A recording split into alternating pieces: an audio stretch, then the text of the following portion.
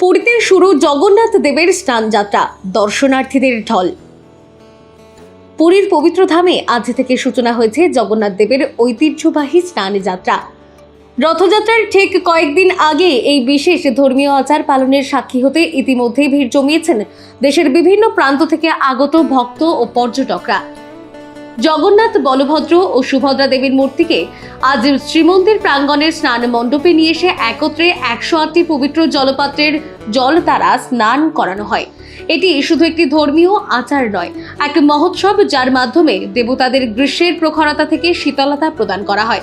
ভক্তরা বিশ্বাস করেন এই স্নানের মাধ্যমে দেবতা অসুস্থ হয়ে পড়েন এবং এরপর কিছুদিনের জন্য তারা অন্তর্হিত থাকেন, যাকে বলে অনাসরা। এ সময় মন্দিরের দ্বারও থাকে বন্ধ। স্নানযাত্রা উপলক্ষে পুরী মন্দির চত্বর ও তার আশেপাশের এলাকায় নেওয়া হয়েছে বিশেষ নিরাপত্তা ব্যবস্থা। রাজ্য প্রশাসন, পুলিশ বিভাগ এবং স্বেচ্ছাসেবী সংগঠন মিলিতভাবে কাজ করছে যাতে কোনো অপ্রীতিকর ঘটনা না ঘটে। পালিত হচ্ছে ভক্তি ভরা এক নিখাত আনন্দঘন পরিবেশ।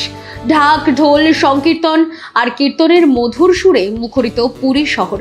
অনেকেই এই দিনটিকে তাদের জীবনের বিশেষ মুহূর্ত হিসেবে দেখেন এবং দীর্ঘ পথ পাড়ি দিয়ে পুরী আসেন শুধুমাত্র জগন্নাথ দেবের স্নান যাত্রার দর্শন পেতে। অতি শীঘ্রই অনুষ্ঠিত হবে বহু প্রতীক্ষিত রথযাত্রা, যা জগন্নাথ ভক্তদের কাছে এক অশেষ ভক্তি ও আনন্দ উৎসব।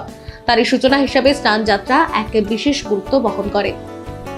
ডেস্ক থেকে রাখি ও অর্ত্র সেনের বিশেষ প্রতিবেদন, ধর্মনগর নিউজ অনলাইন।